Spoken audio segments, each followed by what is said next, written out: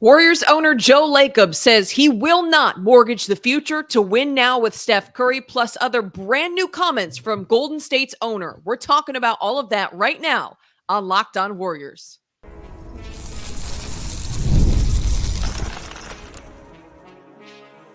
You are Locked On Warriors, your daily Golden State Warriors podcast. Part of the Locked On Podcast Network, your team every day. Thanks for making Locked On Warriors your first listen every day. We're free and available wherever you get podcasts and on YouTube, part of the Locked On Podcast Network, your team every day. Today's episode is brought to you by Game Time. Download the Game Time app, create an account, and use the code LOCKEDONNBA for $20 off your first purchase. Terms do apply. Thanks so much for being here. I'm your host, Kylen Mills, a play-by-play broadcaster and host for NBC Sports Bay Area, the Big Ten Network, and many more. Alongside me today is the great Chuck Walter, a former KPIX sports anchor and 95.7 The Game host. On today's show, we're talking about some brand new comments from Joe Lacob while speaking on the Athletics podcast. He says he thinks the roster has gotten better this season for the Dubs. He says he will not mortgage the future for a win-now type of trade like a Lauri Markkanen trade, which has been a big topic of discussion. Also, he's asked about Draymond Green. What's his take on the antics? Is that something he addresses with Golden State's forward/center? And he says, yes, he does talk to him about it. We're going to break all of that down on today's show. Chuck, how's it going? It is good. It is that time of the year where I'm wondering how we are going to do 5 of these shows, 6 of these shows, sometimes 7 of these shows a week. And then you get Joe Lacob on podcasts where he says interesting things and you get content out of it. So even if you don't get the content and trades, you always get something from Dub Nation.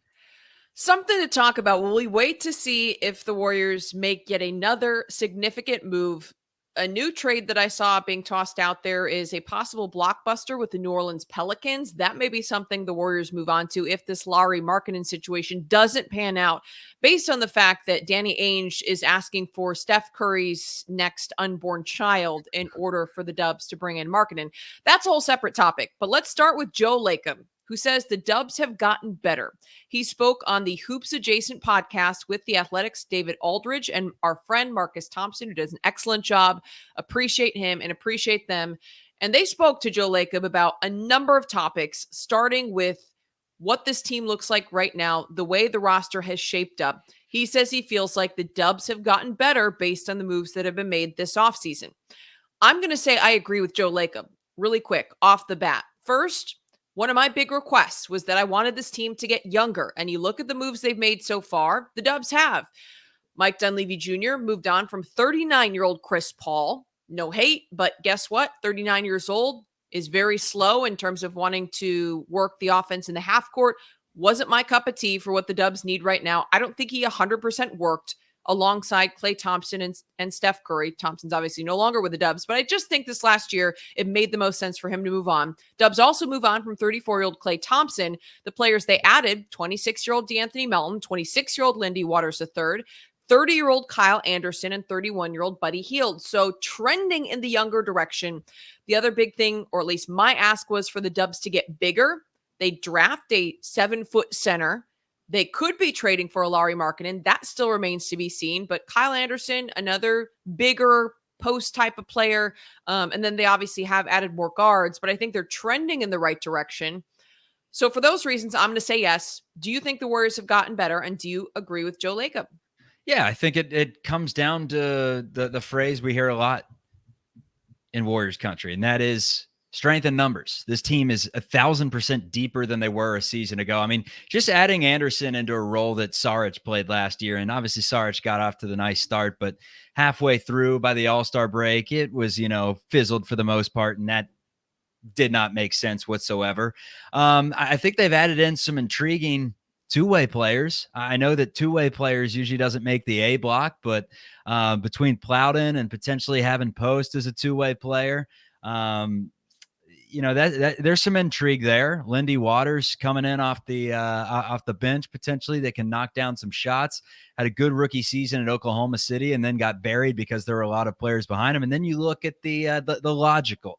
And here's how kind of Joe Lacob broke it down: was we have a trio of veterans and Draymond Green, Steph Curry, and Andrew Wiggins, who we believe all play at a very high level still. He did mention that Andrew's obviously going to have to be better, but they got those three. They bring in the three veteran, clear role players that have defined roles. Anderson, slow-mo, Mr. IQ, Mr. Slow It Down, great defense, can rebound. Then you have Buddy Hield, the sharpshooter. And then you add in DeAnthony Melton, long arm, athletic, versatile defensively, can guard multiple positions. And then you have 4 or 5 young guys that are going into their second years, their fourth years. They've gotten better already. They're not going to get any worse. You factor in all those things together with Draymond Green, hopefully not being suspended. We'll get to that in just a bit. But yeah, there's no reason why they shouldn't be significantly better than last year.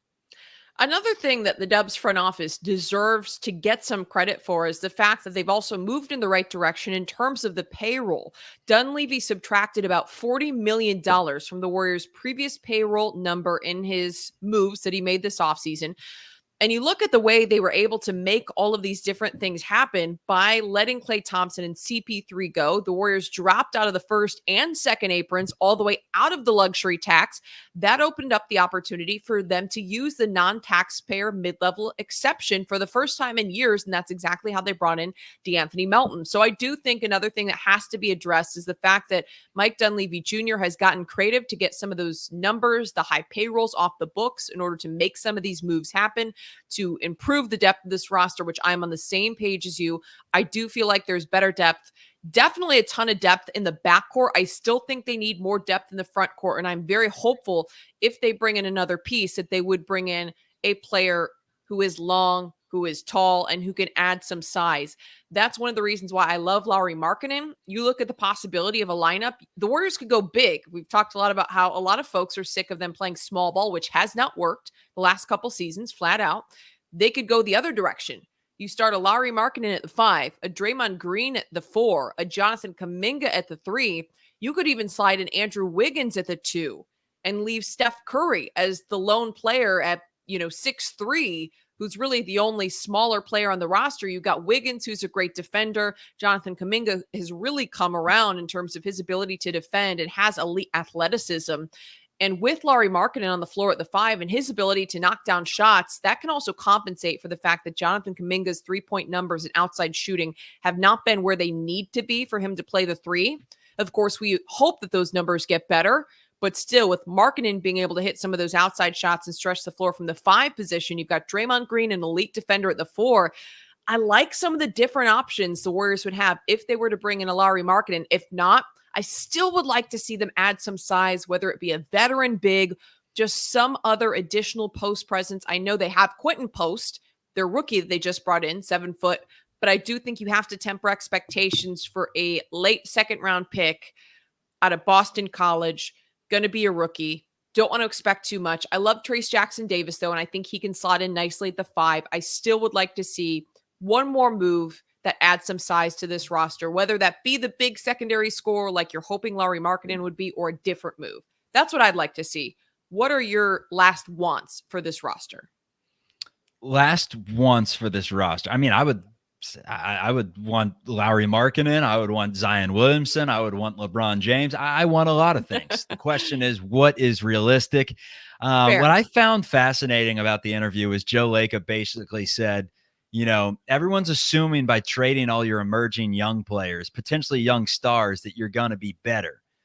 But who says we're going to be better? We run analytical models on all this stuff. We will make the deal that makes us better. We look at the short term and the immediate term, and to some extent, the long term as well. But that's a factor. We have an incredibly complex model these guys run on how good we will be.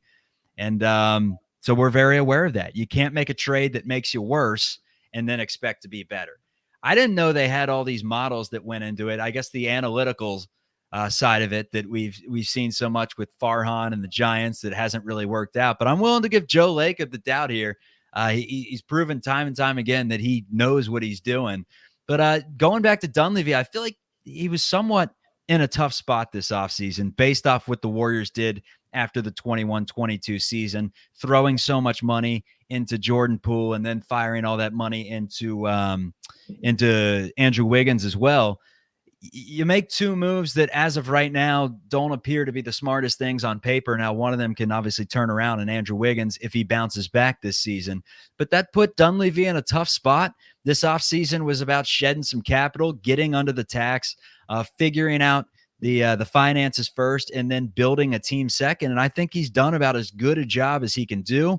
Lacob said, we want to be as good next year as we possibly can and moving forward in this Steph Curry window. But the caveat is that we will not bankrupt the team in an unbelievably dumb way for a decade. You can't bankrupt the entire team's future to go for 1 year because it's very hard to win. Even if you have the best team, you can sustain an injury. It's usually what happens and somebody else wins. That to me feels exactly like a jab somewhat right to the New York Knicks, who just gave up 5 first-round draft picks to get Mikal Bridges, and probably knowing the New York Knicks won't make it out of the second round of the playoffs. They'll probably somehow regress this year with the Villanova Knicks in New York.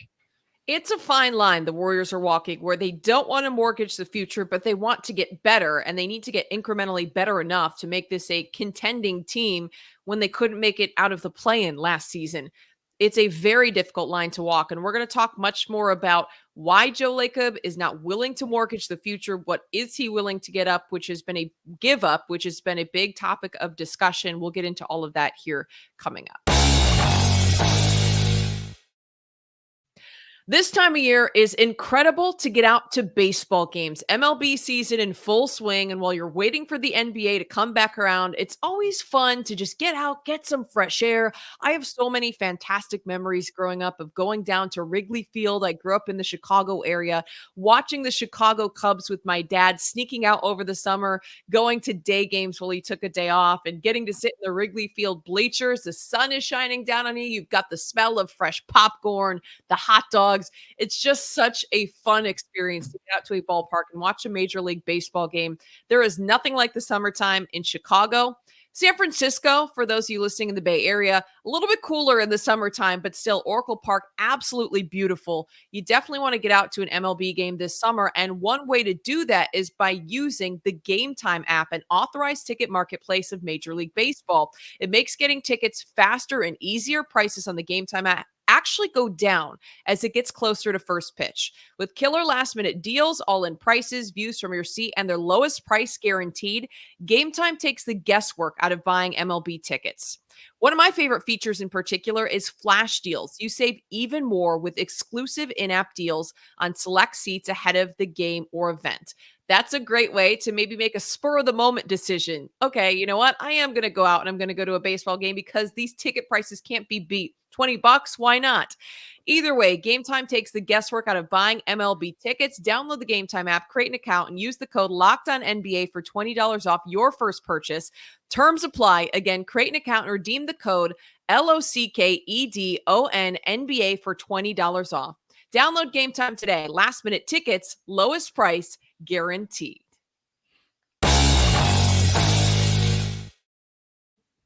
All right, you started stealing some of my lines, Chuck. We're going to talk about whether or not the Warriors are willing to mortgage the future or how much of the future they are willing to mortgage in trade discussions as the Dubs do look to improve this roster ahead of the 2024-25 season.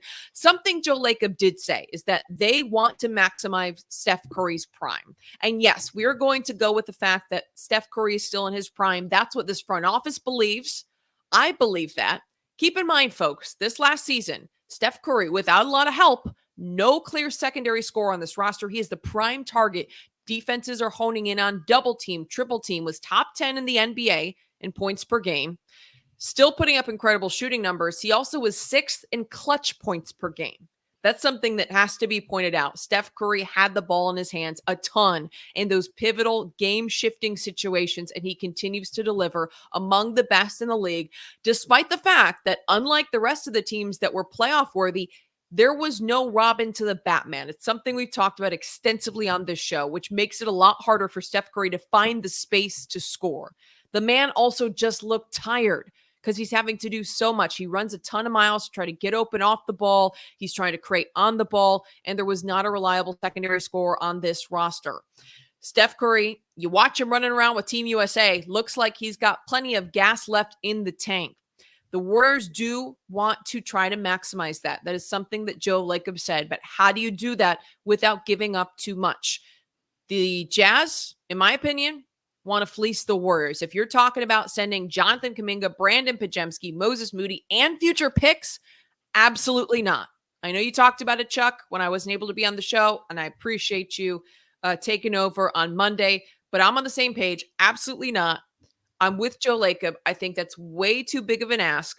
And right now, the Warriors are trying to avoid a total rebuild. And that's exactly what we're seeing from Mike Dunleavy Jr. and this front office. They let Clay go. Pieces are going one at a time. They're also trying to build up some of these young players. And to me, it seems like they're trying to bridge the gap so that there's not going to be a total fall off of Golden State Warriors basketball. It's a tough thing to do, but it looks like they are trying to, rather than have a total last dance, they're trying to make it happen incrementally. And they're trying to stay competitive as that happens. Are they going to be competitive enough to be contenders? That I don't know. Definitely playoff worthy. Contenders remains to be seen. Whatever happened to, seeing the fruits of your labor? I feel like so many people are quick to just move on to the sexier thing. Oh, forget Jonathan Kuminga. Let's go trade him for Brandon Ingram. Oh, let's go trade him for Zach LaVine. I mean, I've heard just so many names tossed around. Let's bring in 35-year-old Paul George and get, potentially 1 year of him before, he ages out of the league. Like, why can't you just see the fruits of your labor develop? Like, this is year 4 of Jonathan Kuminga. This is when Mike Dunleavy even said it. This is when most of the players make the biggest stride in their career and start to really turn it up another notch. We know he has the talent. Like, let's see. With a Brandon Pajemski, who was just on the all-rookie team. Let's see. Trace Jackson Davis, he's shown flashes. Let's see. Why do we have to find the next guy? And I will say this. Joe Lacob talked about how this team has to have a number 2 scorer, a reliable number 2 scorer. He said it's a very fair question this offseason. He named Wiggins and Kuminga as 2 guys who could step into that role. Now, I don't know if Andrew Wiggins, defensively, definitely lockdown guy, but in terms of being the number 2 scorer, I don't know about that. But Kuminga, so many people are saying Warriors have to go outside their own system.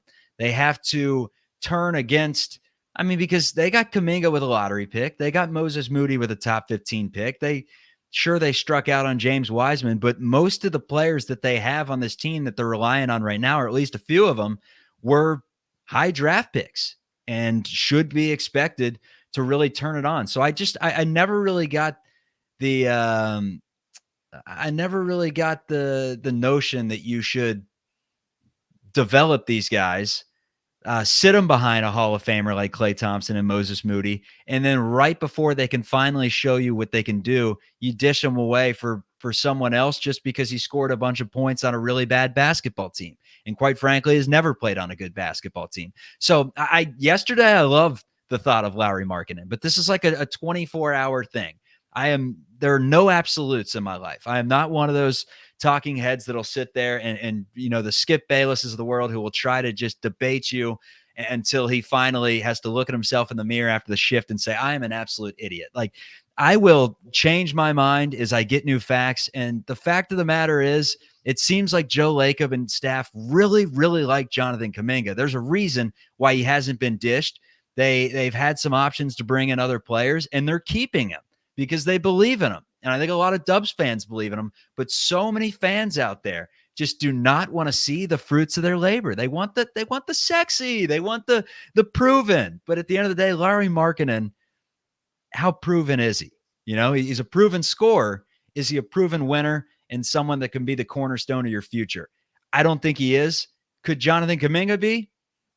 We may know after this year. We'll see.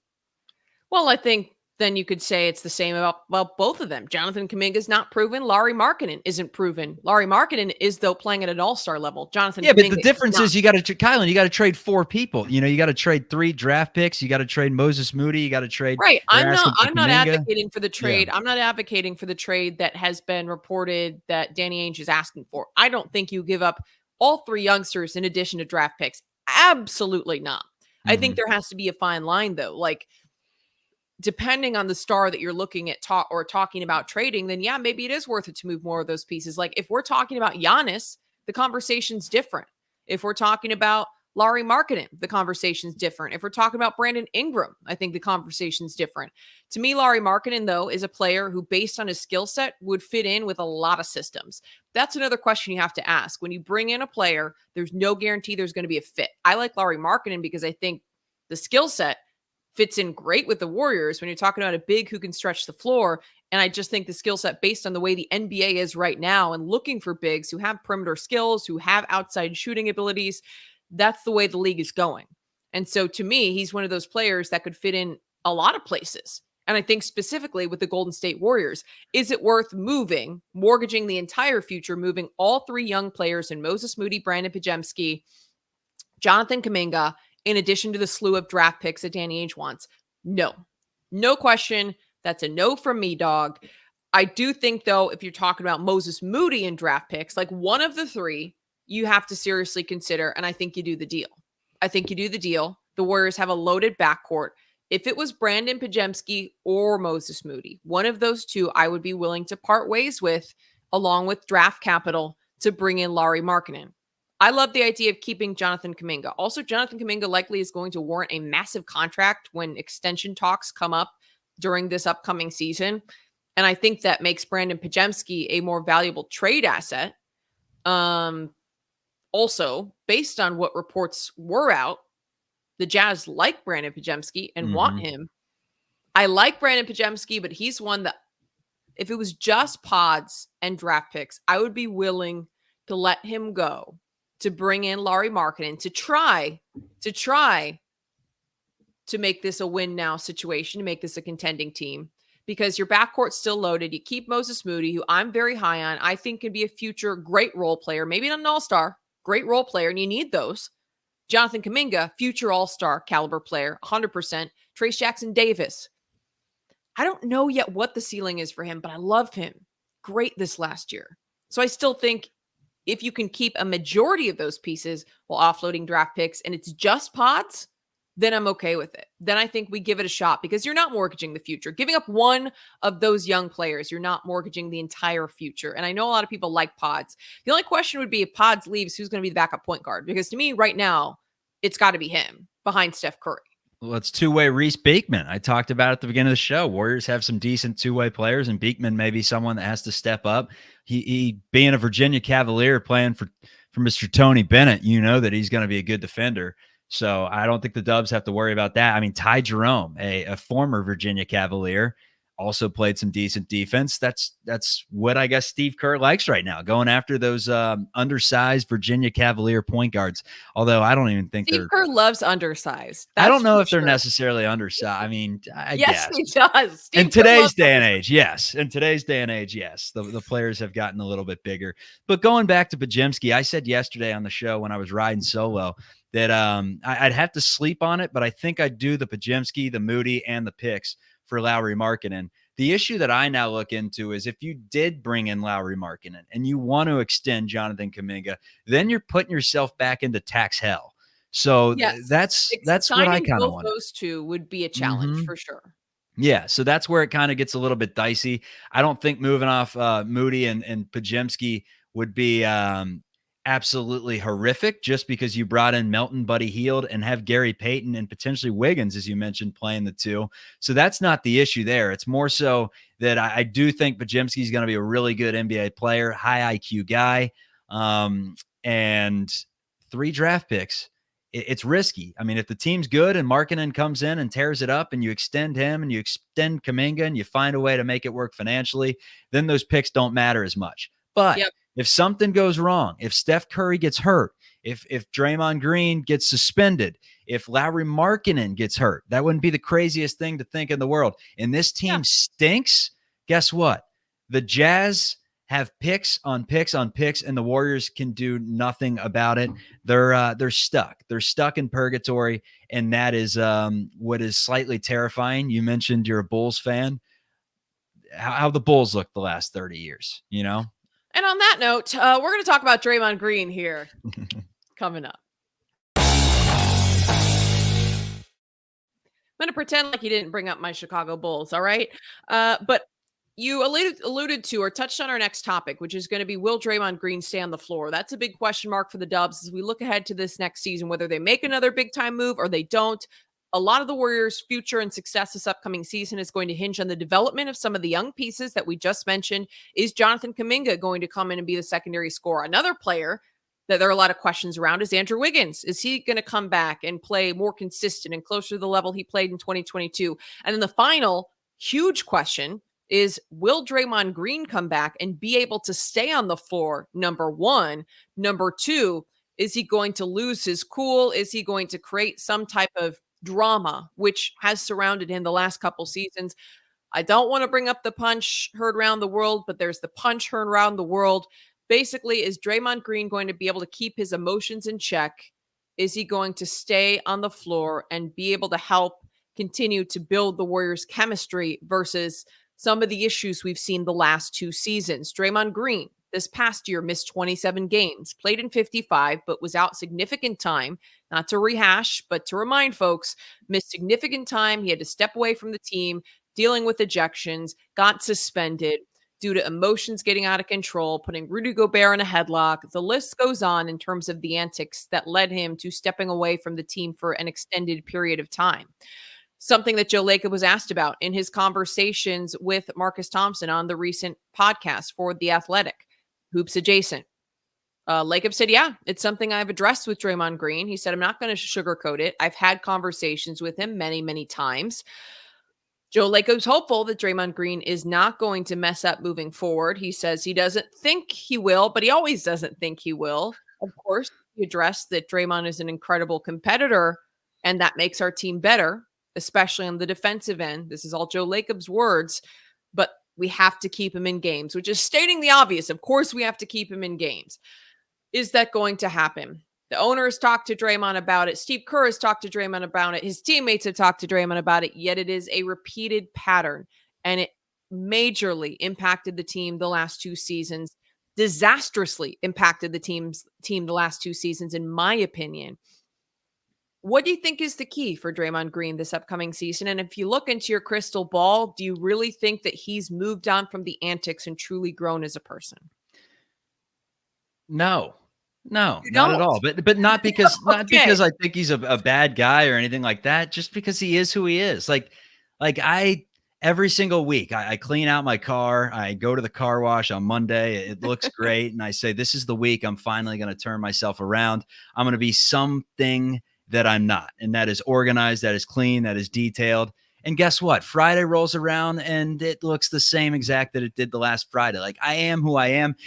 And Draymond is who Draymond is. And that's what makes Draymond Draymond. So you can't necessarily ask him to change. You wish that he could keep it in check just a little bit and harness some of that. What's the old quote from Happy Gilmore?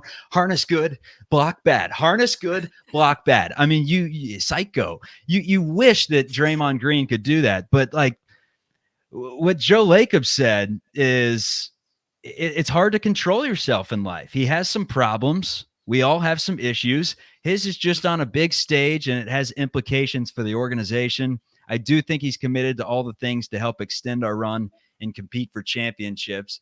But I mean, it we is all what have it is. issues, but we're not all got getting paid millions of dollars a year to be a basketball player who plays basketball and doesn't force himself out of games or punch his teammates. Sorry, but Draymond doesn't get any sympathy from me. No, I mean, I'm not giving them sympathy. I'm just saying every single human being out there has something that they, struggle to contain, struggle to control, whether you want to call it a skeleton in your closet, whether you want to call it anger management. Oh yeah, you got nothing wrong with you.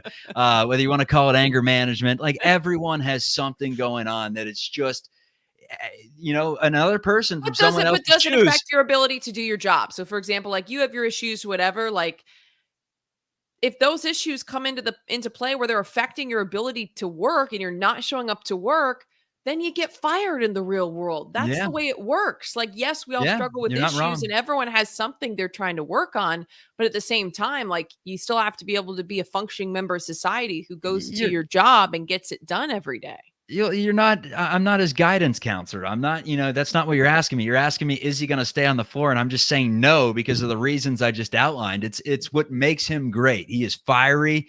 He is react first, that's just the type of guy that he is on the court. And it's why he's one of the greatest players in NBA history, because there aren't many people built like that out there.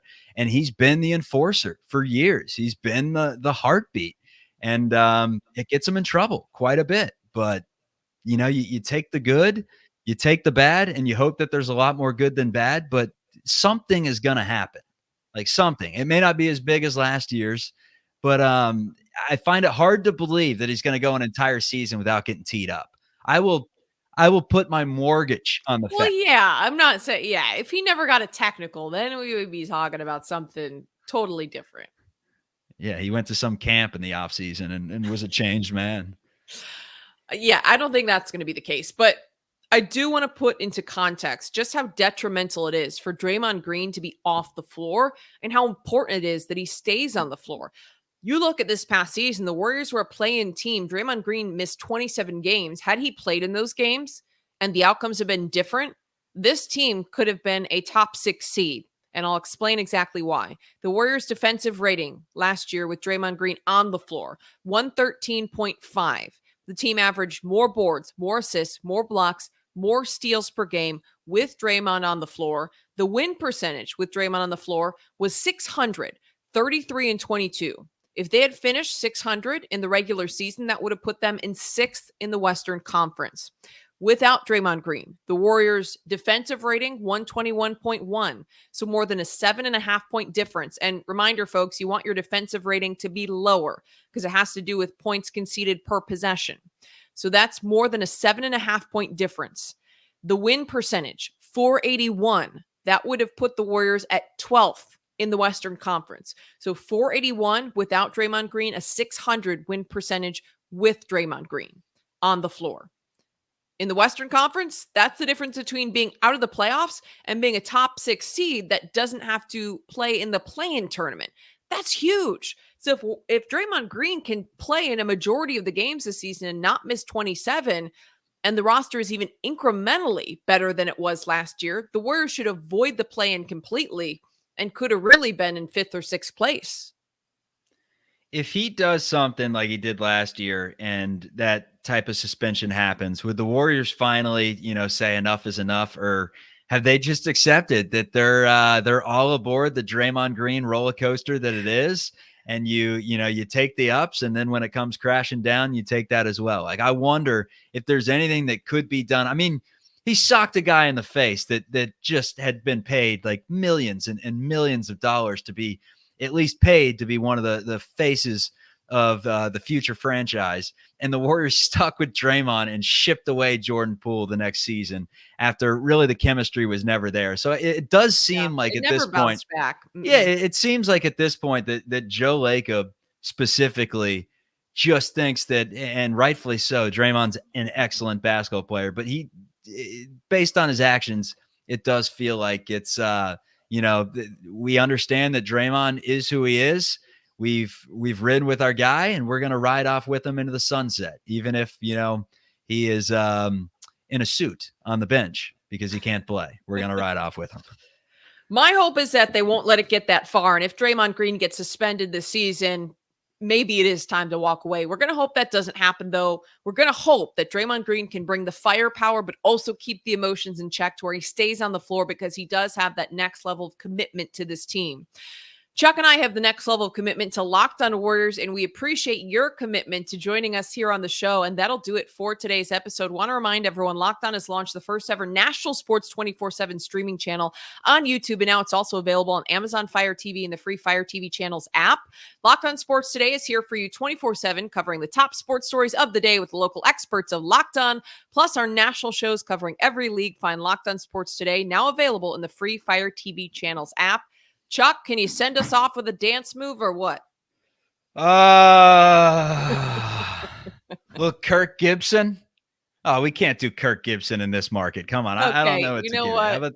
How about one of Have these? a good, You missed me with the everyone. night. We appreciate See ya. it. We're rolling the graphic on that.